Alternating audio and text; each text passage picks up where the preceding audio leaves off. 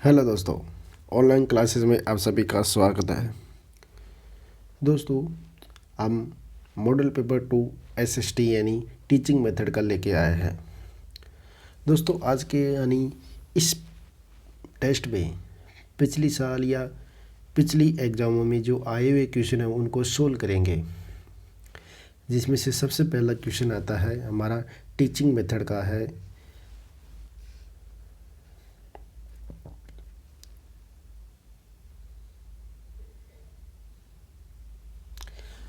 सामाजिक अध्ययन की अध्यापिका, यानी पहला क्वेश्चन है सामाजिक अध्ययन की अध्यापिका कक्षा में चुनाव की क्रमिक प्रक्रिया बता रही है। वह जिस प्रविधि का प्रयोग कर रही है वह है व्याख्या, कथन, परिचर्चा या प्रश्न पूछना। दोस्तों, यानी एक सामाजिक अध्ययन की अध्यापिका कक्षा में चुनाव की प्रक्रिया बता रही है, तो वह जिस प्रविधि का प्रयोग कर रही है वह कौन सी है। इसका राइट आंसर होता है दोस्तों कथन प्रविधि। कौन सी दोस्तों? कथन प्रविधि, यानी कथन प्रविधि का प्रयोग कर रही है। सामाजिक अध्ययन की अध्यापिका कक्षा में चुनाव की जो क्रमिक प्रक्रिया यानी कंटिन्यू लगातार बात करती है, कंटिन्यू जो क्रियाएं करती है वह प्रविधि कथन विधि के माध्यम से व्यक्त करती है। उसी प्रकार दोस्तों हमारा अगला क्वेश्चन आता है कक्ष में सामाजिक अध्ययन को पढ़ाते समय निर्धारित कालांश का समय कितना भाग स्वयं के कथन निर्देश में लगाना चाहिए, यानी 40%, 50%, 60% या 20%। दोस्तों, इसका राइट आंसर दोस्तों यानी 20% माना गया था। कितना? यानी 20% माना गया था, बाकी बच्चों पे लगाना चाहिए। यानी सामाजिक अध्ययन पढ़ाते समय निर्धारित कालांश का समय कितना भाग खुद की निर्देशन पर लगाना चाहिए। दोस्तों, ये प्रश्न डिलीट की पोजीशन में आ गया था। कौन सी पोजीशन में? डिलीट की पोजीशन में आ गया हुआ था। इसका आंसर यानी 20% आता है। कितना आता है दोस्तों? 20% आता है।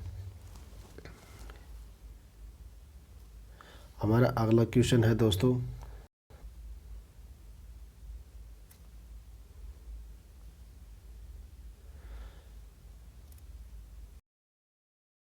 अगला क्वेश्चन है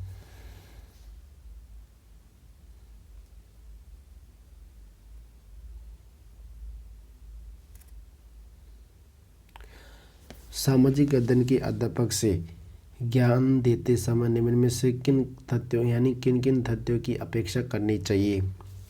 क्या आता है हमारा अगला क्वेश्चन?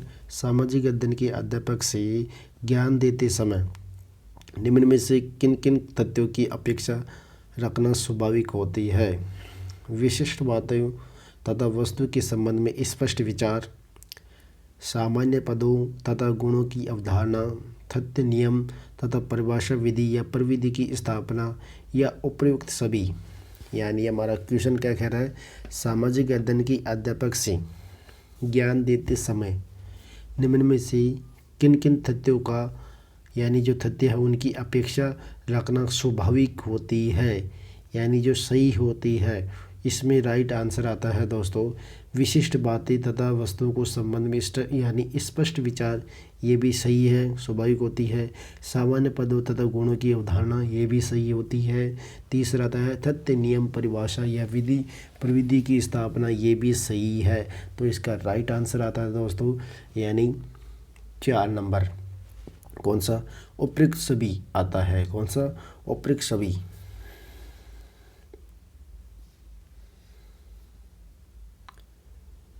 बढ़ते हैं अगले क्वेश्चन पर।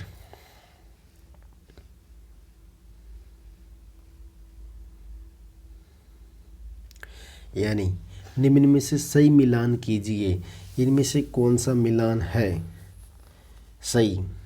B.S. ब्लूम या मूल्यांकन आयाम, हर्बर्ट स्पेंसर और मॉरिसन या हंटर। इनमें से यानी B.S. ब्लूम ने क्या दिया था? हर्बर्ट ने क्या दिया गया था और हंट ने क्या दिया गया था।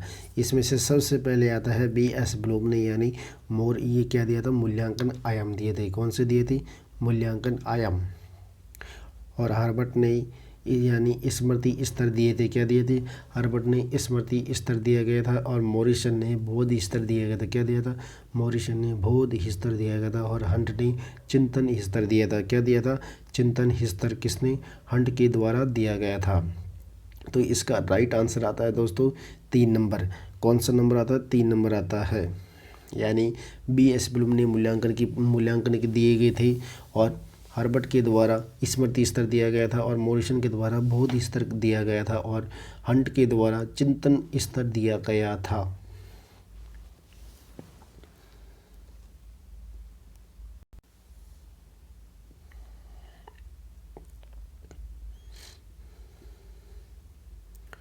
हमारा अगला क्वेश्चन है, सामाजिक विज्ञान में कक्षा कक्ष प्रक्रिया विकसित करने में सहायक होता है। यानी सामाजिक विज्ञान में कक्षा कक्ष प्रक्रिया विकसित करने में सहायक होता है, ज्ञान होता है, कुशलता होती है, अभिव्यक्ति होती है, इनमें से सभी होते हैं। सामाजिक विज्ञान में कक्षा कक्ष प्रक्रिया विकसित करने में सहायक होते हैं दोस्तों। इसका राइट आंसर आता है यानी ज्ञान के द्वारा हम ज्ञान का प्रसार करना चाहिए, कुशलता होनी चाहिए हमें और अभिव्यक्ति यानी वार्तालाप होनी चाहिए। कुशलता हमें कौन सी कुशलता, पढ़ने की कुशलता है, कौशल को यूज करना चाहिए। तो इसलिए इसका राइट आंसर आता है सभी, यानी इनमें सभी। कौन सा आता है, इनमें से सभी आंसर आता था, यानी इनमें से राइट आंसर आता है सभी। उसी प्रकार हमारा अगला क्वेश्चन है दोस्तों, अधिगम की संपूर्णता होती है। अधिगम की संपूर्णता होती है इकाई योजना में होती है, मासिक योजना में होती है, दैनिक पाठ योजना में होती है, वार्षिक योजना में होती है। दोस्तों इसका राइट आंसर होता है यानी मासिक योजना उसे कहते हैं जो यानी मंथली, यानी एक मंथ में जाके बनाई जाती है पूरी पाठ योजना के द्वारा या जो कार्य किया जाता है उसका। या फिर दैनिक पाठ योजना होती है जो यानी जो किसी पाठ या पाठ्यक्रम या चैप्टर को छोटे छोटे भागों में टॉपिक या के आधार पर दैनिक पाठ योजना बनाया जाना। और वार्षिक योजना होती है जो साल भर की एक योजना बनाना। तो इसलिए अधिगम की संपूर्णता होती है इकाई योजना। कौन सी, यानी इकाई योजना राइट आंसर पाया जाता है। कौन सा दोस्तों, इकाई योजना पाया जाता है। उसी प्रकार दोस्तों हमारा अगला आता है यानी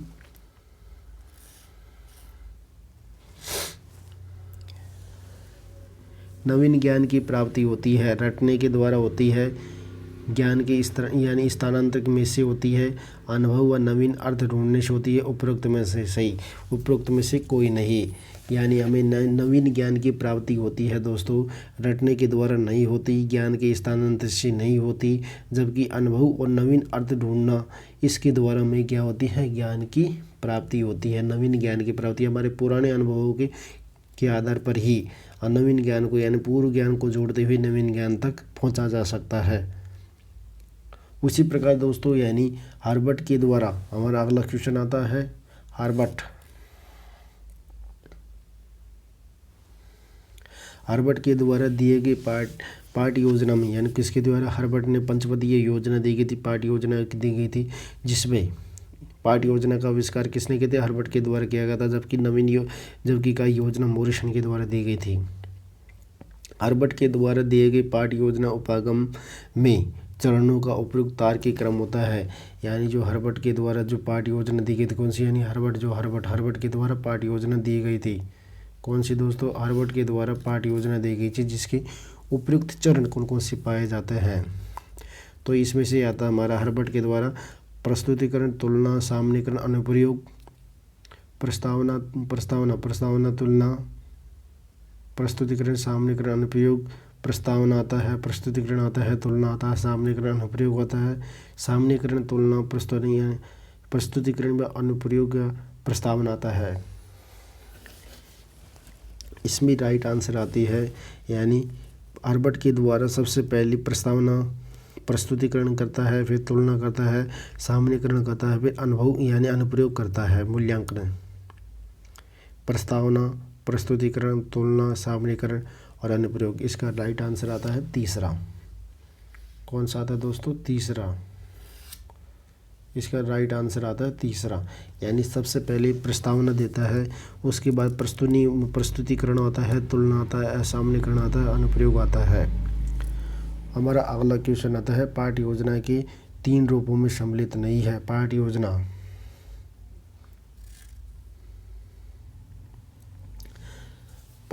हमारा अगला क्वेश्चन है पाठ योजना के 3 रूपों में सम्मिलित नहीं है।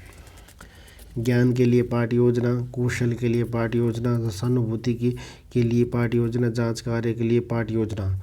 पाठ योजना के 3 रूपों में सम्मिलित नहीं है। यानी ज्ञान के लिए पाठ योजना ये तो है, कौशल के लिए पाठ योजना ये भी है, और सहानुभूति के लिए भी पाठ योजना ये भी है, पर लेकिन जांच कार्य के लिए पाठ योजना नहीं बनाई जाती। क्या नहीं? जांच कार्य के लिए पाठ योजना नहीं बनाई जाती, ओनली मूल्यांकन किया जाता है। क्या किया जाता है? मूल्यांकन किया जाता है। उसी प्रकार हमारा अगला क्वेश्चन आता है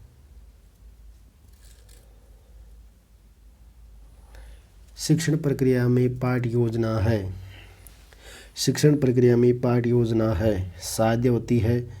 शिक्षण प्रक्रिया में पाठ योजना होती है, साध्य होती है, साधक होते हैं, साधन होती है, कुछ नहीं होता। यानी शिक्षण प्रक्रिया में पाठ योजना हमारे एक साधन का माध्यम कार्य करता है। क्या है? क्योंकि शिक्षण प्रक्रिया में शिक्षक और छात्र शिक्षक और छात्र के मध्य जो अंतक्रिया होती है, जो पाठ योजना की अकॉर्डिंग होती है, जो एक साधन का कार्य करती है। किसका कार्य करती है? एक साधन का कार्य करती है। किसका करती है दोस्तों? एक साधन का कार्य करती है।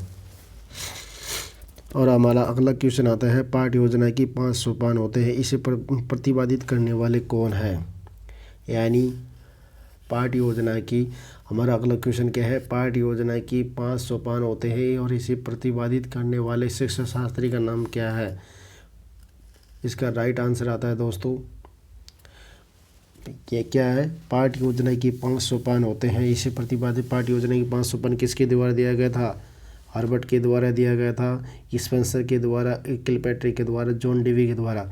इसका राइट आंसर आता है हर्बर्ट के द्वारा हमने पंचपदीय प्रणाली दी गई थी। कौन सी? पंचपदीय प्रणाली दी गई थी, जिसे हर्बर्ट कहा जाता है। उसी प्रकार हमारा अगला क्वेश्चन आता है दोस्तों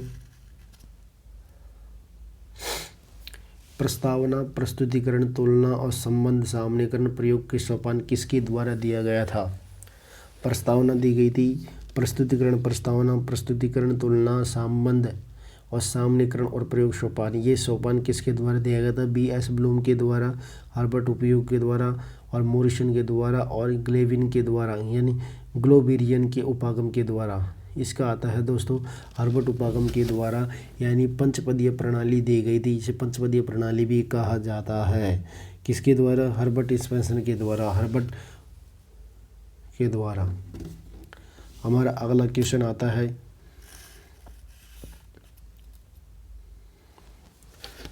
पाठ योजना का आविर्भाव किसे हुआ है?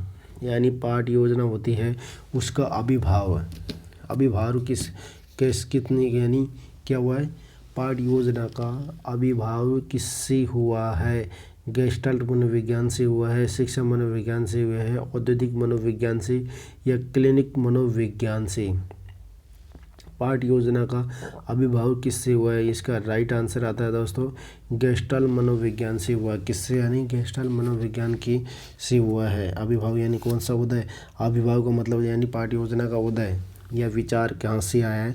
गेस्टाल्ट मनोविज्ञान से आया हुआ है। उसका राइट आंसर है गेस्टाल्ट मनोविज्ञान।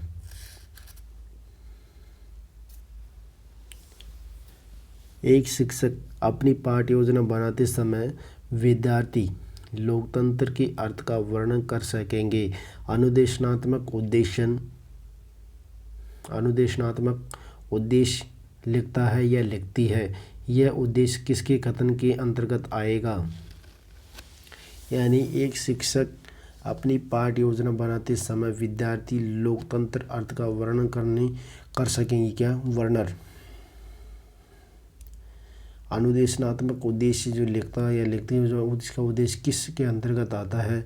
क्योंकि ज्ञान के द्वारा सोचा नहीं जाता, अवबोध यानी उपयोग नहीं करना, अनुप्रयोग उपयोग कर सकते, विश्लेषण होता है। इसका राइट आंसर आता है वर्णन करना, यानी अवबोध में आ जाता है। किस में आ जाता है? अवबोध में आ जाता है। एक शिक्षक अपनी पाठ योजना बनाते समय विद्यार्थी लोकतंत्र अर्थ का वर्णन करते समय अनुदेशनात्मक उद्देश्य व लिखित अनुदेशन उद्देश्य किसके अंतर्गत आते हैं? इसका राइट आंसर आता है दोस्तों अवबोध। किसके आता है? अवबोध के अंतर्गत यानी कर सकता है वर्णन। हमारा अगला क्वेश्चन आता है, प्रत्येक इकाई के साथ मूल्यांकन करने को कहते हैं, यानी 15वां नंबर का क्वेश्चन कौन सा है?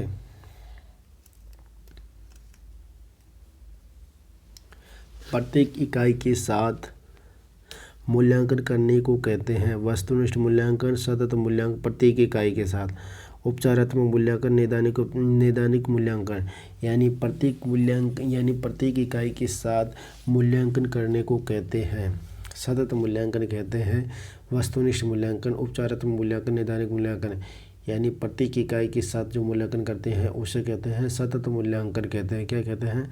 सतत मूल्यांकन कहते हैं। इसका राइट आंसर है सतत मूल्यांकन कहते हैं। शिक्षक, हमारा अगला क्वेश्चन आता है,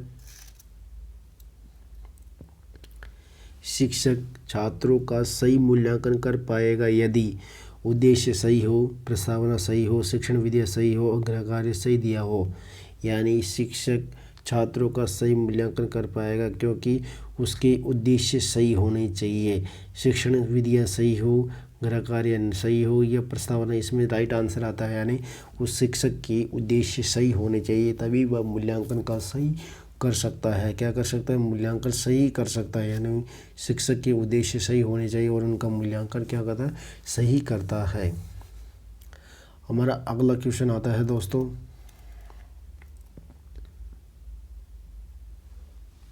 सूक्ष्म अध्यापक, यानी सूक्ष्म अध्यापन कृत्रिम वातावरण में अध्यापन का एक रूप है जो शिक्षण की जटिलताओं को कम करता है तथा पृष्ठपोषण प्रदान करता है। सूक्ष्म शिक्षण की यह परिभाषा दी गई है। सूक्ष्म किसने दी है परिभाषा?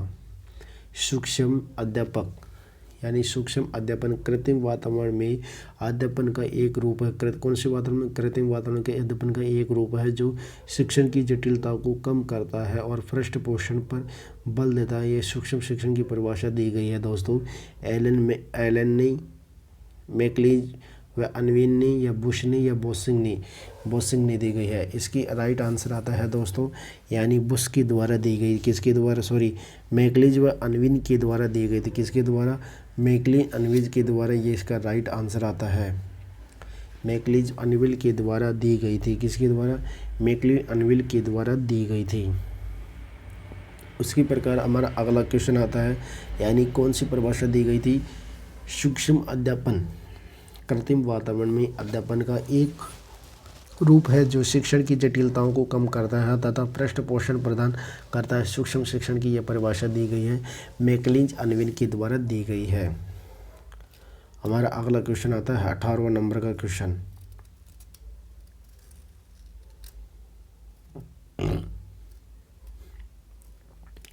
अठारहवां नंबर का क्वेश्चन हमारा कौन सा है दोस्तों? सूक्ष्म शिक्षण। सूक्ष्म शिक्षण में छात्र अध्यापक के द्वारा प्रयुक्त किया गया अंग नहीं है। यानी जो शिक्षण होता है, सूक्ष्म शिक्षण होता है, उसमें छात्र अध्यापक यानी जो छात्र सीखते हैं उनके द्वारा प्रयुक्त किया गया अंग नहीं होता है। पाठ्य योजना का निर्माण होता है, शिक्षण होता है, पुण्य शिक्षण होता है, उद्देश्य कथन होता है। इसका राइट आंसर आता है दोस्तों, यानी सूक्ष्म शिक्षण में छात्र अध्यापक के द्वारा प्रयुक्त अंग नहीं है पाठ्य योजना का निर्माण। शिक्षण है, शिक्षण पाठ्य योजना का निर्माण है, पुण्य शिक्षण उद्देश्य कहा जा सकता है। इसका राइट आंसर पाया जाता है दोस्तों उद्देश्य कथन। कौन सा? उद्देश्य कथन नहीं है। इसका राइट आंसर कौन सा है दोस्तों? उद्देश्य कथन। यानी सूक्ष्म शिक्षण में छात्र अध्यापक के द्वारा प्रयुक्त प्रक्रिया अंग नहीं है।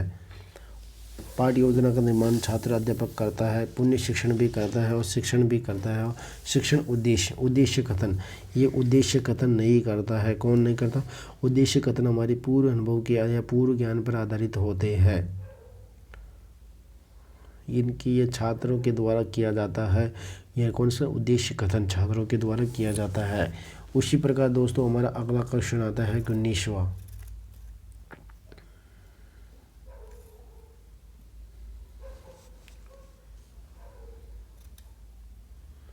हमारा अगला क्वेश्चन है 19। सूक्ष्म शिक्षण में सूक्ष्म शिक्षण में या माइक्रो टीचिंग में छात्र अध्यापक के द्वारा प्रयुक्त प्रक्रिया की अंग व पुण्य पाठ योजना में कितने मिनट का समय दिया जाता है। यानी सूक्ष्म शिक्षण में या माइक्रो टीचिंग में छात्र अध्यापक के द्वारा जो प्रयुक्त प्रक्रिया की अंग में यानी पुण्य पाठ योजना में कितने समय का टाइम दिया जाता है, कितने मिनट का समय दिया जाता है। इसका राइट आंसर आता है 10 मिनट, 12 मिनट, 15 मिनट, 18 मिनट। इसका राइट आंसर आता है 10 मिनट। यानी माइक्रो टीचिंग में अध्यापक के द्वारा जो प्रयुक्त प्रक्रिया की अंग है उन्हें पुण्य पाठ योजना में कितने मिनट का समय दिया जाता है? 10 मिनट का समय दिया जाता है। वापिस 10 मिनट में वापस उसे प्रस्तुतिकरण करना होता है किसी छात्र अध्यापक के द्वारा। हमारा अगला क्वेश्चन आता है दोस्तों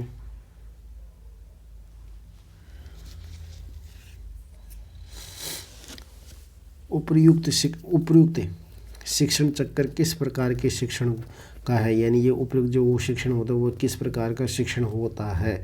शिक्षण, प्रतिपुष्टि, पुण्य योजन या पुण्य शिक्षण। पहला शिक्षण होता है, शिक्षण उद्देश्य होते हैं, फिर प्रतिपुष्टि मिलती है, फिर पुण्य नियोजन किया तो दोबारा बनाता है, फिर पुण्य शिक्षण प्रक्रिया होती है, फिर पुण्य प्रतिपुष्टि होती है, पुण्य नियोजन होता है। तो आप इनमें से किस प्रकार का शिक्षण होता है? ये आता है समुद्र। हमारा कौन सा? देखो ऑप्शन ये आया, समूह शिक्षण होता है, द्रुत शिक्षण होता है, व्यावसायिक शिक्षण होता है या सूक्ष्म शिक्षण होता है। दोस्तों इसका राइट आंसर होता है यानी माइक्रो टीचिंग होता है, जिसमें पहले शिक्षण प्रस्तुतिकरण किया जाता है, उसके बाद हमें फीडबैक मिलता है।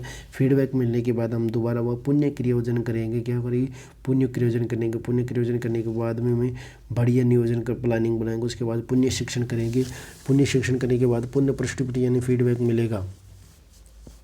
पुण्य शिक्षण प्रतिनिधि यह नियोजन मिलेगा। इस प्रकार ये योजना चलती रहती है। तो इसका राइट आंसर आता है सूक्ष्म शिक्षण।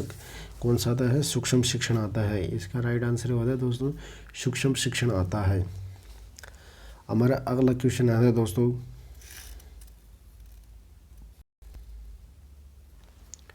सामाजिक अध्ययन के अध्यापक को विषय वस्तु के साथ ज्ञान होना चाहिए। शिक्षा उद्देश्यों की, शिक्षण तकनीकी का, शिक्षण विधियों का, इनमें से सभी का। यानी जो सामाजिक अध्यापक का शिक्षक होता है या अध्यापक होता है उसे विषय वस्तु के संबंध में यानी शिक्षा के उद्देश्यों का भी ज्ञान होना चाहिए, शिक्षण विधियों का भी ज्ञान होना चाहिए और शिक्षक की तकनीकें जो नई तकनीकें चल रही है उनका भी ज्ञान होना चाहिए। इस प्रकार दोस्तों ये थी हमारे क्वेश्चन कौन सी SST टीचिंग मेथड की। दोस्तों आपको हमारा वीडियो अच्छा लगा तो आप सब्सक्राइब कीजिए और शेयर कीजिए अधिक से अधिक। नमस्कार दोस्तों।